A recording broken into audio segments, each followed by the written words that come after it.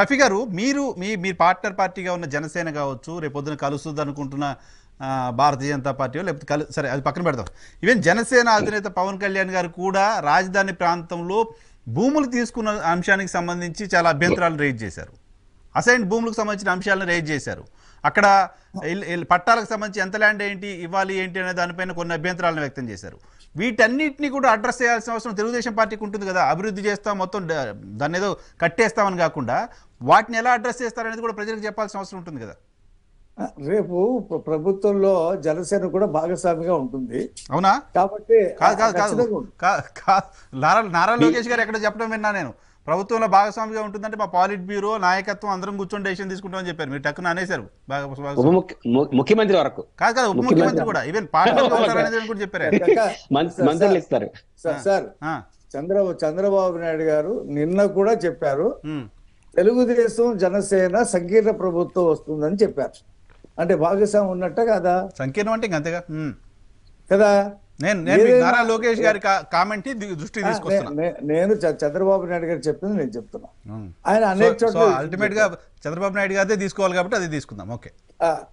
ఇప్పుడు ఎస్ఐడ్ భూములకు సంబంధించి కానీ ఇతర కానీ అన్ని కూడా ప్రభుత్వంలో వాళ్ళు భాగస్వాములుగా ఉంటారు కాబట్టి సార్ట్అవుట్ చేసుకుంటారు. నేను ఇక్కడ ఏం చెప్తానంటే, హైకోర్టు ఏం చెప్పింది చాలా స్పష్టంగా, పార్లమెంటు చేసినటువంటి చట్టాన్ని మార్చే అధికారం అసెంబ్లీకి ఉండదని చెప్పింది. రెండోది, సుప్రీంకోర్టు జడ్జి కూడా థామస్ గారు ఈ తీర్పు ముందు కూడా ఆయన ఆర్గ్యుమెంట్ లో ఉన్నప్పుడు ఏం చెప్పారంటే, మీకేమైనా పలుకుబడి ఉంటే కేంద్రంతో చెప్పి ఆ చట్టంలో, విభజన చట్టంలో మీరు 3 రాజధానులు పెట్టుకోండి అని కూడా ఒక సలహా ఇచ్చాడు. మీకు కావాలంటే రీకలెక్ట్ చేసుకోండి. చట్టం కేంద్రం ఏం చట్టం చేసింది? రాజధాని అక్కడ చట్టం చేసిందా? కాదు, అక్కడ కాంప్లికేషన్ వచ్చింది. యాజ్ ఫర్ మై నాలెడ్జ్, నేను కూడా ఫాలో అవుతున్నాను. నేను మీకు క్లియర్ గా చెప్తాను.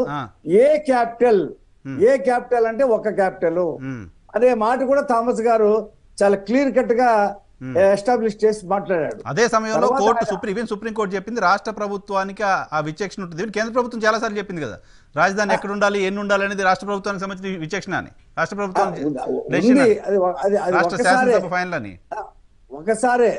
ఒకసారి పెట్టేసిన తర్వాత తరచూ మార్చడానికి ఉండదు.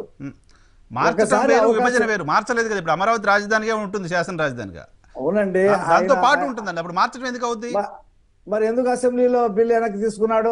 అదే టెక్నికల్ వాళ్ళకి చెప్పాలి, వైసీపీ సమాధానం చెప్పాలి. టెక్నికల్ అమరావతి కూడా రాజధానిగా ఉంటుంది అన్నారు. అమరావతి లేదు అనేది మారిస్తే వేరు.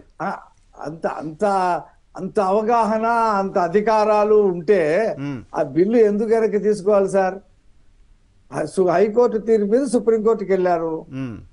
తర్వాత అక్కడ ఉండేటువంటి ఏదైతే పేదల కోసం మేము టిట్కో ఇళ్ళు కట్టడం కోసం కొంత స్థలం కేటాయించామో, ఆ స్థలాన్ని కాకుండా ఎలక్ట్రానిక్ సిటీకి సంబంధించినటువంటి కంపెనీల కోసం కేటాయించిన దాంట్లో సెంటు పట్టా అన్నాడు.